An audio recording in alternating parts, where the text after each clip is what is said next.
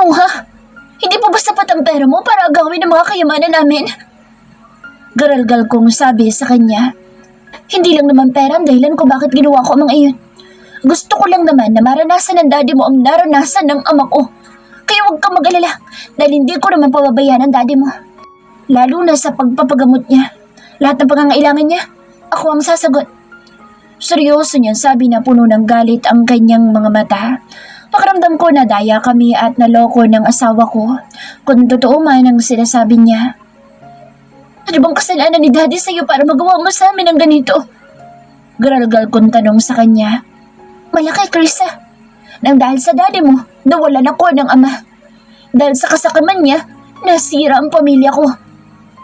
Galit nitong sabi sa akin. Bagya pang gumalaw ang kanyang mga panga. Bakit ang daddy ko sinisisi mo? Anong kinalaman niya sa buhay mo at sa pamilya mo? Tanong ko habang umiiyak. Hindi mo na dapat pang malaman kung ano man ang ginawa ng daddy mo sa magulang ko. Kaya kung ako sa'yo, magpakabait ka kung ayaw mong pulutin ka sa kangkungan. Madiin pa nitong pagkakasabi. Huwag mong sabihin na pinakasalan mo lang ako dahil sa maitim mong balak. Para pahirapan kami ni daddy. Umiiyak ko ng tanong sa kanya. Exactly. Di ba sinabihan na kita noon na siguraduhin mo huwag may ilab sa akin dahil hindi ko masusuklian ang pagmamahal mo? Malas mo lang at anak ka ni Herman Alvarez. Parang piniga ang puso ko sa sinabi niyang iyon. Walang iya ka. Plinano mo lahat ng to para lang makaganti sa ama ko sa kung ano man ang ginawa niya sa'yo. Sino ka ba talaga? Sigaw ko sa kanya. Kawawa ka naman dahil akala ng amo mo naka-jackpot ka ng mapapangasawa. Pero hindi niya alam na dinala ka niya sa isang kuweba na may mabangis na leon. Saad niya at hinaplos pa nito ang mga pisngi ko na parang nang uuyam. Halimaw ka! Isa kang halimaw, Jeffrey! You are the monster of my life! Wala kang kasing sama! Iyak kong sigaw at iwinaksi ang kamay niya sa pisngi ko. Kaya huwag kang gumawa ng bagay na ikagagalit ko, Krisa. Dahil nasa teritoryo kita. Kahit anumang oras, pwede kitang idispatcha. Sabay talikod nito at lumabas ng silid ko. Subalit, itinali niya muna ang daga sa may pintuan ng silid ko sa may doorknob. Napaupo ako at sa hindi na mapigilan ay pumatak na ang mga luha ko. Hindi ko matanggap na wala na kaming pera. Nawala ang lahat sa amin sa isang iglap lang. Gusto kong kausapin si daddy pero ayoko naman mag-alala siya sa akin. Wala akong ginawa ng araw na iyon kundi ang umiyak ng umiyak. Wala na naman ako nagawa kundi ang magkulong sa aking silid kasama ang daga na dinala ni Jeffrey. Pakiramdam ko'y nasa madilim akong kuweba na gustuhin ko bang makatakas ay wala akong magawa kundi sundin ng isang halimaw na siyang kasama ko ngayon. Mugto ang mga mata ko at wala akong ganang kumilos. Ang sakit ng ulo ko. Ang nais ko na lang ay makatulog nang sa ganoon ay makalimutan ko panandalian ang problema. Ilang oras pang nakalipas ay ginising ako ni Manang Miding. Senyorita, kain na po kayo. Nakahanda na po ang hapagkainan. Hindi ko pinansin ang sinabi ni Manang. Tiningnan ko ang daga na itinali ni Jeffrey sa pintuan ng silid ko. Matamlay akong tumingin kay Manang. Ayoko pong kumain. Wala akong gana. Pero kanina pa po kayo walang kinakain, senyorita. Baka magkasakit na po kayo niyan. Pag-aalala na matanda sa akin. Gusto ko matulog. Lumabas ka na muna, Manang. Pakidala na lang ng shawarma sa ibaba. Pakiinit na lang dahil yun na lang po ang kakainin ko. Mahina akong utos kay Manang. Pero kanina pang umaga iyan. Gusto mo, igawa na lang kita ng bago? Alok naman ito sa akin. Kahit na minamalditahan ko ito minsan pero mabait pa rin sa akin si Manang. Na-realize ko na hindi ko dapat ito sunuy-sungitan. Sige Manang, yung walang mayonnaise ha, saka maraming pipino. Basta huwag mo nalang lalagyan ng sibuyas. Utos ko kay Manang. Sige senyorita. Oo nga pala, umalis si senyorito. Sabihin ko daw sa iyo na huwag kang umalis ng bahay. Bukas pa daw siya makakauwi at doon daw muna siya matutulog sa hotel. Tumango lang ako sa sinabi ni Manang. Wala akong pakialam kung saan man siya matulog. Sige na Manang, gusto ko muna magpahinga. Pakidala na lang ng shawarma dito sa silid ko mamaya. Bilin ko kay Manang. Tumalikod na ito at bumaba. Napatingin ako sa daga nang inangat-ngat dito ang alambreng nakatali sa paa niya. Ang kawawang daga. Pakiramdam ko'y pareho kami ng sitwasyon. Gusto niyang makawala pero may wire na nakatali sa kanyang paa. Lumipas pa ang ilang araw. Tinawagan kong attorney ni Daddy. Nalaman ko na matagal na palang nakasanla ang bahay namin. Nandoon pa naman ang mga alaala ni Mommy. Sinabi ni attorney na ginawang collateral ni Daddy ang mga ari-arian namin, pati ang mga shares namin sa Miracle Corporation sa pagkakautang niya ng malaki kay Jeffrey. Kaya ang lahat ng pag-aari namin ay napunta sa halimaw kong asawa. Nitong mga nakaraang araw nag-iba ang panlasa ko. Palagi akong naduduwal at madalas ang pananakit ng ulo ko. Pakiramdam ko'y hinahati ito. Hindi naman ako mahilig uminom ng gamot kaya minsan ang ginagawa ko'y ipinapahinga ko na lang ang aking nararamdaman. Bihira na rin si Jeffrey umuwi ng mansyon. Kung uuwi man ito, dumadiretso lang siya sa kwarto niya. Kapag nakikita ako'y nilalampasan niya lang ako na parang wala siyang nakikita. Gusto ko sana siyang kausapin nang minsang naabutan ko siya sa sala. Subalit sa tuwing lumalapit ako sa kanya ay aalis naman siya. Ang dagang itinali niya naman sa aking kwarto ay naroon pa rin. Minsan dinadalhan ko na lang ito ng pagkain. Gusto ko ipatanggal sana kay Manang iyon pero ang halimaw kong asaway, pinagbantaan ako na pupunuin niya ng daga ang kwarto ko kapag kinuha ko iyon. Ang lakas din ng trip ng halimaw na iyon. Kaya kahit takot ako sa daga, minsan kinakausap ko na lang ito. Gusto ko sanang magpunta sa bahay ni Liam pero baka madamay pa ang mga ito kapag malaman ni Jeffrey na pumunta ako sa pinsan ko. Minabuti ko na lang na magstay at home sa mansyon. Sa Crystal na may nasa San Agustin ito dahil nandoon ang mga properties nito. Ayoko rin malaman niya ang pinagagagawa ni Jeffrey sa amin ng daddy ko. Alam ko rin na problema ang pamilya ito at kami lang din dapat ang pwedeng mag-ayos. Kahit kina Tito Manolo, wala din akong balak na magsumbong. Para saan pa? Nasa Amerika din ang mga ito dahil doon naman sila lagi namamalagi. Nasabi ko sa sarili ko na kaya ko tong harapin lahat ng mag-isa. Tulad ng sinabi ni Mommy, matututunan rin akong mahalin ang asawa ko dahil ang sabi niya noon, matututunan rin naming mahalin ang isa't isa ni Jeffrey. Tama nga ang Mommy. Natutunan kong mahalin si Jeffrey kaya darating din ang araw na matututunan niya rin akong mahalin at pahalagahan. Kaya susubukan ko magbago para sa kanya. Gusto ko maging mabuting asawa at gagawin ko ang lahat para magustuhan niya ako.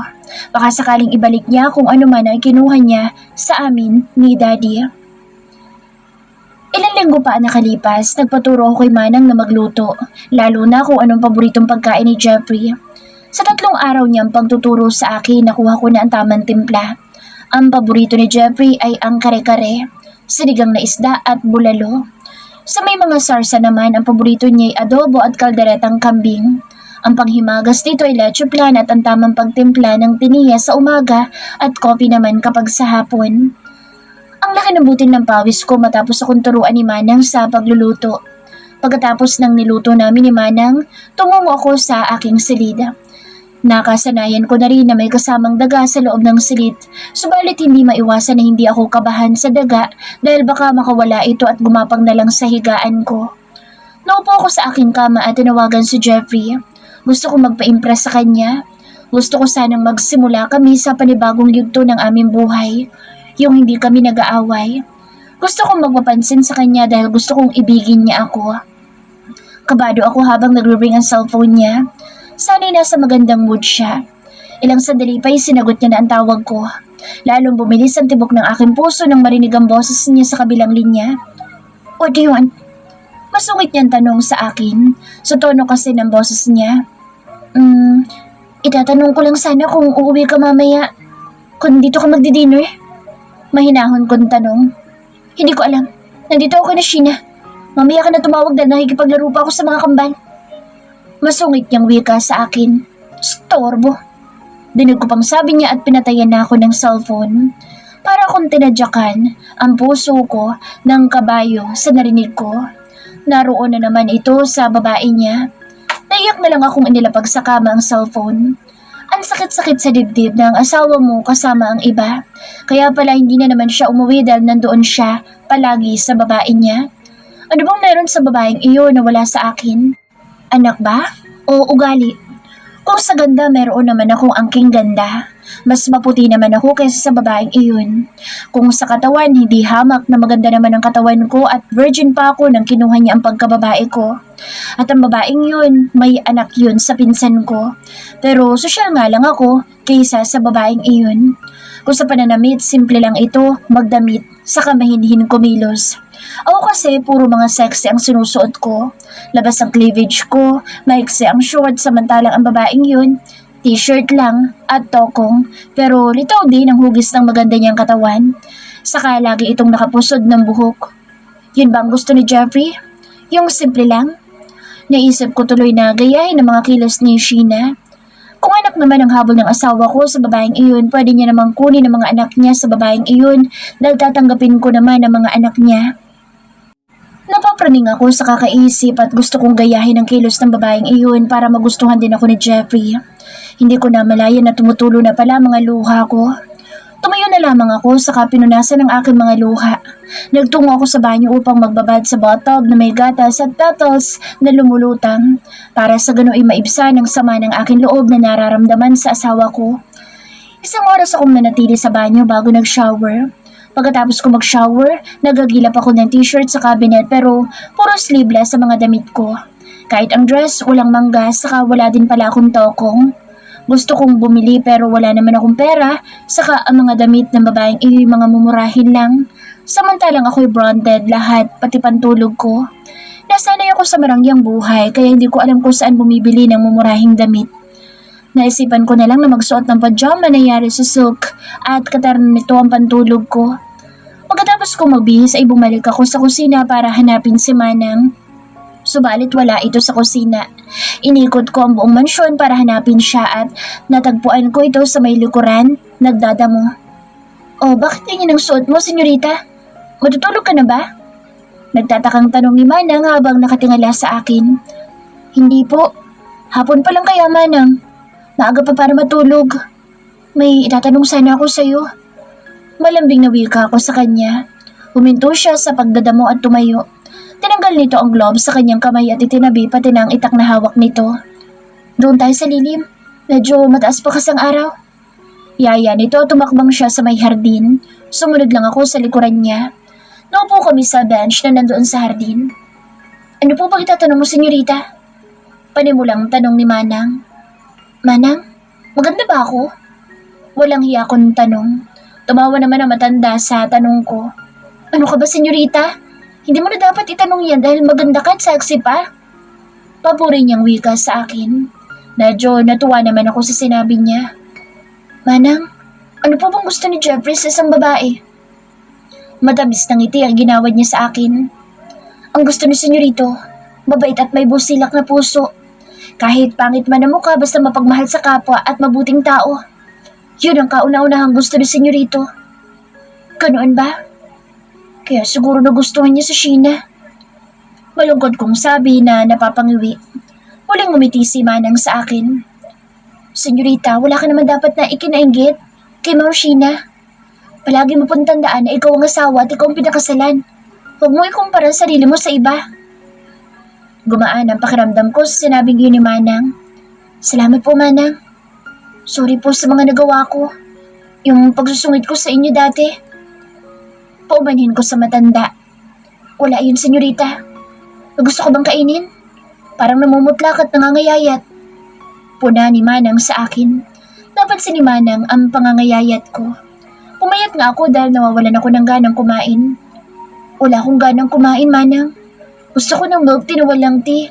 Yung taro flavor po sana, Manang." Lambing kong wika sa matanda. "O sige, gagawan kita. Gusto mo gawan kita ng sandwich?" Tumangulang ako sa tanong ni Manang. "Siya nga pala, Manang. Saan po kayo bumibili ng mga mumurahing damit?" "Sa palengke lang, iha. Mura ang mga damit doon." "Depende po sa klase." Nakangiting sagot ni Manang sa akin. Natuwa ako sa sinabi ni Manang. "Talaga po? Pwede po ba ako sumama sa palengke kapag namalengke po kayo?" Senyorita, baka po hindi niyo magustuhan doon. May wet market po kasi doon tapos mamimili pa ako ng mga isdat karne. Mas mura kasi doon kaysa sa mall." Napasamangot ako sa sinabi ni Manang, subalit gusto ko talagang sumama. "Ganun po ba? Okay lang po. Okay lang po sa akin kahit amoy bulok pa na isda ang amoy ng palengke, Manang. Determinado kong sabi niya. Kung ganoon po, mapapaalam po tayo ko, Senyorito Jeffrey. Saad ni Manang. Sige po, Manang. Akit lang po ako sa kwarto ko. Pakidala lang po ng pagkain ko, ha? Saka yung daga po roon. Wala po bang balak sa Jeffrey na kunin iyon? Tanong ko kay Manang. Hayaan mo na lang ang daga, Senyorita. Nakatali naman eh. Wika pa ng matanda. Malalim na lamang ako napabuntong hininga. May magagawa pa ba ako? Sige, Manang, akyat na ako. Tumango na si Manang at umakyat na ako saka pumasok sa aking silid. Ilang minuto lumipas, dinala na ni Manang ang ni-request ko sa kanya na pagkain. Inubos ko ang pagkain na dinala ni Manang. Sarap na sarap ako sa dala na pagkain ni Manang. Lumipas pang ilang oras, madilim na sa paligid. Bababa sana ako para magtungo sa dining area, subalit nakita ko ang aking asawa na paakyat sa hagdan. Inintay ko na lang siya na makaakyat. Walang ekspresyon ang kanyang muka. Malamig ang tingin niya sa akin. Pagdating niya sa taas, ako na ang unang bumati. Akala ko ba hindi ka magdi-dinner dito? Malambing kong tanong sa kanya. Dapat ko bang sabihin sa'yo lahat ng kilos ko? Uuwi ako dito sa anumang oras na gustuhin ko. Masungit niyang sabi sa akin. Hindi naman sa ganoon. E di sana nalutuan kita ng paborito mong ulam. Natawa siya ng pagak sa sinabi kong iyon. At kailan ka naman natutong magluto? Ang alam ko kahit itlog hindi mo pa ma-perfect lutuin. Panguyam niyang wika sa akin. Nagpaturo ako kay Manang. Inalam ko kung ano mga paborito mo. Kahit coffee at tea, nagpaturo ako kay Manang kung anong timpla na gusto mo. Nakangiti ko sabi sa kanya. Mabuti naman kung ganoon. Anya sabay taas niya ng kabila niyang kilay. Gusto mo ipagluto kita? Alok ko sa kanya. Humakbang siya patungo sa kanyang silid at sumunod ako sa likuran niya. Wag na. Nag-dinner na ako. Magluto ko na lang para sa'yo. Sige at gusto ko na magpahinga. Pag-iwas niya sa akin, itinapat niya ang kanyang daliri sa lock ng kanyang silid. Jeffrey, tawag ko nang akmang papasok na sana siya sa kanyang silid. What? Irritable niyang tanong. Gusto ko sana sumama kay Manang kapag namalengke siya. Gusto ko sana bumili ng mga t-shirt at toko. Paalam ko sa kanya. Bakit sa palengke ka pa bibili? Marami naman sa mall. Papahirapan mo pa sarili mo. Seryoso niyang turan sa akin. Mas mura daw doon sa palengke. Isa pa, wala din akong pera kaya gusto ko sana yung mumurahin na lang ang bilhin ko. Naiiyak ako sabi sa kanya. Hindi ako makapaniwala na kaya mo magsuot ng mumurahin damit. Pangungutya niyang wika sa akin. Kaya ko naman magsuot ng mumurahin na damit. Kung ayaw mo naman ako sumama kay Manang, okay lang. Sige, magpahinga ka na. Malungkot kong saad sa kanya at bababa na sana ngunit bigla niya akong hinigit na sa braso. Walang ano-ano'y bigla na lang niya akong hinalikan sa labi. Medyo nagulat pa ako sa ginawa niya. Napahawak na lang ako sa malapad niyang dibdib. Una ay banayad lang ang mga halik niya sa akin pero hindi kalaunan ay para itong sabik na sabik sa akin. Ilang segundo pa'y binitawan niya ang labi ko. Nangangapal ang labi ko sa paghalik sa akin. Ano ka ba, Jeffrey? Basta ko na lang nangahalik. Mami, makita tayo ni Manang. Protesta ko sa kanya. Asawa naman kita. Ano masama kung makita ni Manang? Let's go to my room. Bulong pa nito sa akin. Pakiramdam ko'y namula ang mukha ko nang dumampi ang hininga niya sa gilid ng aking tenga. Kinikilig ako, syempre. Pagod ka, sabi mo, diba? Magpahinga ka na muna. Wika ko habang napapakagat ng aking ibabang labi. Binuhay mong pagkalalaki ko kaya kailangan patulugin mo ito.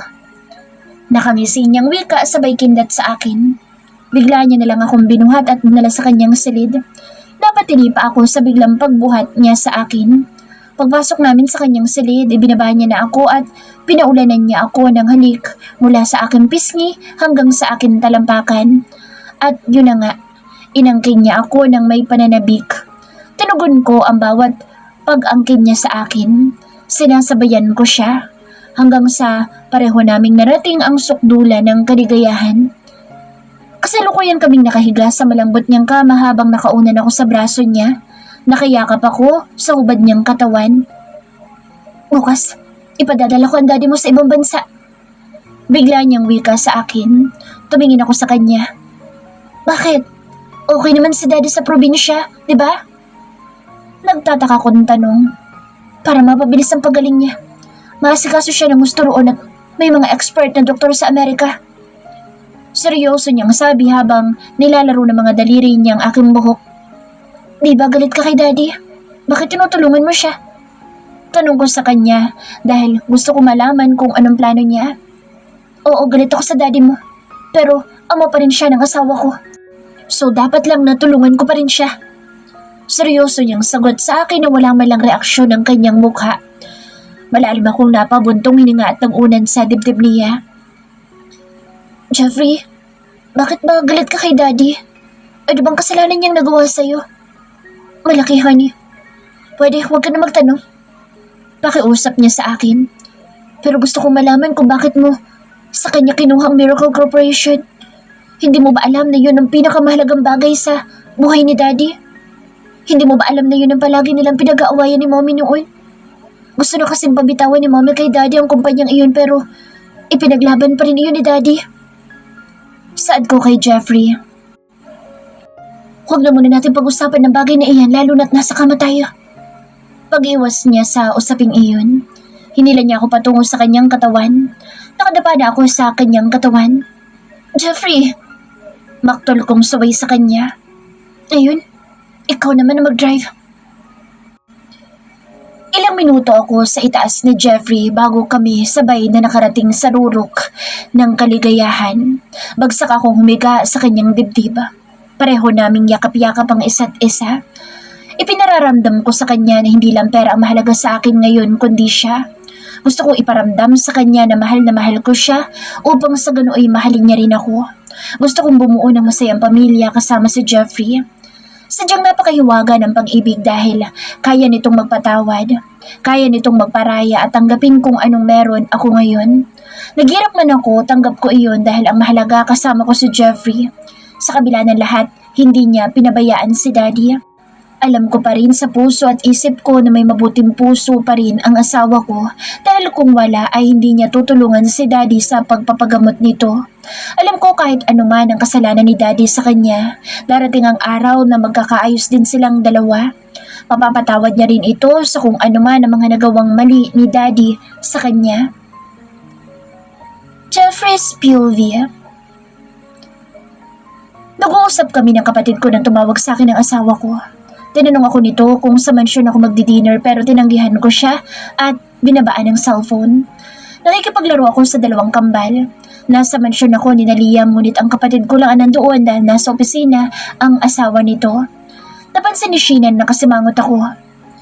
Bakit mahaba na naman ang uso mo? Tanong nito habang may bitbit itong pagkain para sa kambal. Tumawag lang ka sa asawa ko.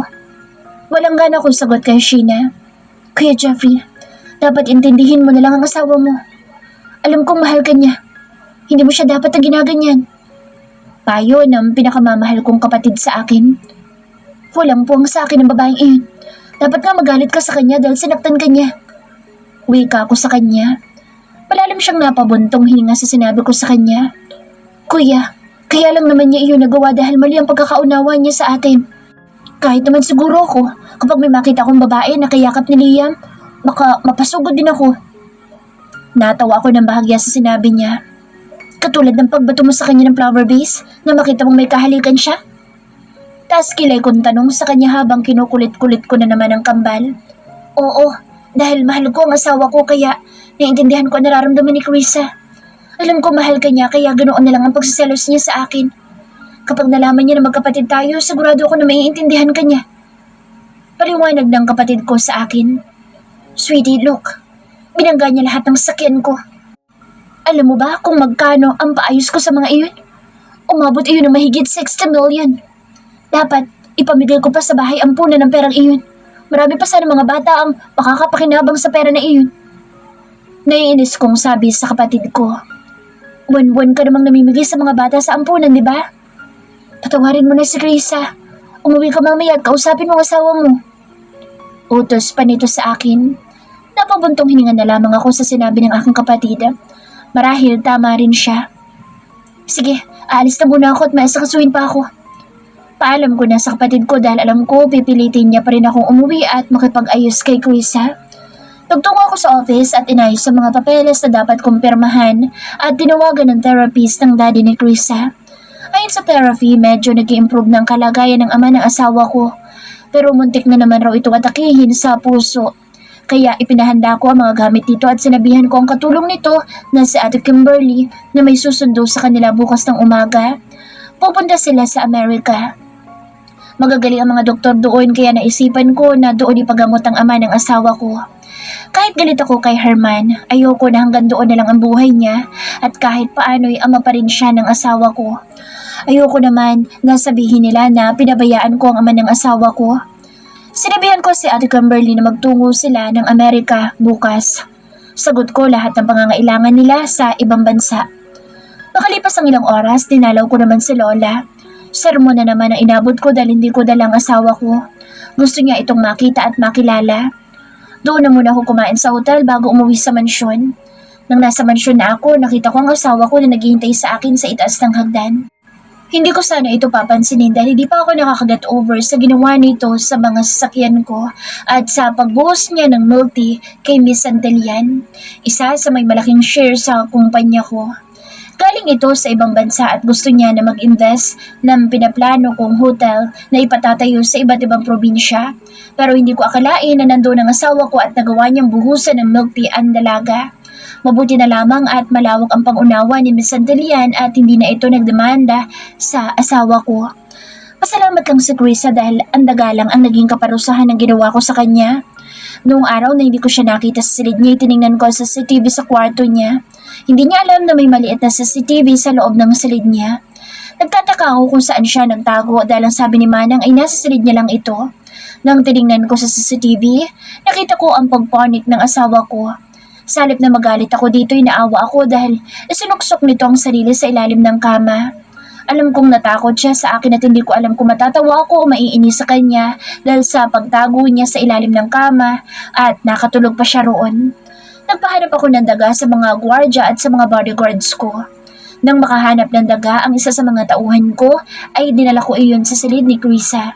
Yun ang parusa ko sa pagsira niya sa mga sasakyan ko. Nang makakita ko sa itaas ay nagtalo kami. Hindi ko na sana siya papansinin subalit ang kulit niya. Hindi ko napigilan ang sarili ko kaya kinabig ko siya at tinalikan ng mariin sa labi. Alam ko na paghihiganti lang ang nasa isipan ko. Subalit sa bawat halik ko sa mga labi niya, gusto ko ipahiwatig sa kanya na walang ibang nagmamay-ari sa kanya kundi ako lang at walang ibang lalaki sa buhay niya kundi ako lang. Nasasabik akong angkinin siya. Sa tuwing lumalapat ang balat ko sa kanya ay nananabik akong angkinin siya. At tulad nga ng gusto ko, binuhat ko siya at inihiga sa kama sa kainangkin. Lagi akong nananabik sa kanya pero pinipigilan ko ang puso ko na huwag mahulog sa kanya. Kahit na sinabi niya sa akin na mahal niya ako at handa siyang magbago para sa akin. Medyo nagbago nga siya dahil hindi niya malang ako binubungangaan nang i-close ko ang bank account niya. Ngayon naman gusto pa nitong bumili na lang ng mumurahin na damit at hindi naman ako papayag na magsuot siya ng ganoon dahil alam ko naman na sanay ito sa mga branded na damit. Kahit paano ay natutuwa naman ako at least hindi na siya sobrang maarte katulad nung dati. Maswerte pa rin siya dahil pinuno ko ng mamahaling gamit ang aparador niya mula sa mga bags dito at mga damit, sandals, shoes, mga pabango at mga cosmetic ay ibinigay ko sa kanya. Nagtataka nga ako kung bakit gusto niyang mamili ng mumurahing t-shirt at tokong sa palengke. Hindi naman siya nagsosuot ng mga ganoon. Kinabukasan maaga ako nag-shower. Nakabihis na ako ng simpleng polo shirt, nakapantalo na kulay itim samantalang ang asawa ko'y mahimbing pa ring natutulog. Marahil napagod ko ito kagabi dahil ilang beses ko itong inangkin. Sabik na sabik kasi ako sa kanya kaya naman nasobrahan ko na naman yata siya. Pinagmasdan ko ang buo niyang katawan. May mga kiss mark akong inilagay sa mga parte ng katawan niya. Hindi pa rin may kakaila na napaka-sexy niya at napakagandang tingnan. Napakaamo na mukha niya kapag tulog, subalit kapag gising daig pa ang isang bruha. Hinalikan ko na lang ang tuktok ng ilong niya para magising ito. Ano ba? Angil niya at tinapik ang ilong niya. Mrs. Bright, gising na. Pagising ko sa kanya. Ano ba? Inaantok pa ako. Anya sa mahinang boses. Itinaas niya ang kanyang mga kamay sa ulo niya para uminat ng katawan. Ilang sandali dumilat ang mga mata niya. Pagyapang nanlalaki ang mga mata niya nang makita ako na nakatunghay sa kanya. Agad naman itong tinakpan ang katawan niya na animoy nahihiya sa akin. Napangiti tuloy ako ng bahagya sa reaksyon niya. Nahihiya pa rin siya na makita ko ang katawan niya. Don't be shy, honey. Nakita ko na yung katawan mo. Inaangkin, hinahalikan at hawakan ko na yan. Kaya bumangon ka na dyan at mag-shower, may pupuntahan tayo. Nakangisi kong wika sa kanya. Namula ang kanya mga pisngi na siyang lalong nagpapaganda sa kanya. Saan tayo pupunta? Paus na boses niyang tanong sa akin. Samo, bibili tayo ng mga gusto mong bilhin. Sagot ko, pwede sa palengke na lang para mura. Gusto ko maranasang bumili ng mga damit sa palengke. Wika niya at bumangon na. Nagtataka talaga ako kung bakit gusto niya sa palengke bumili. Sa mall na tayo, maraming magagandang damit doon. Makakapili ka pa na maayos. Kaysa sa palengke na siksikan doon at mabilis mapunit. Sabi ko sa kanya, sige, ikaw ang bahala. Tugon niya saka tumayo na. Tinakpan niya ng kumot ang kanyang katawan pero hinablot ko iyon. Natawa ko sa reaksyon ng mukha niya. Nakanguso ito at tiningnan ako ng matalim. Jeffrey ha? Ang kakainis ka, hindi ka na nakakatuwa. Naiinis niyang sabi habang iniirapan ako. Why? You look so beautiful, honey.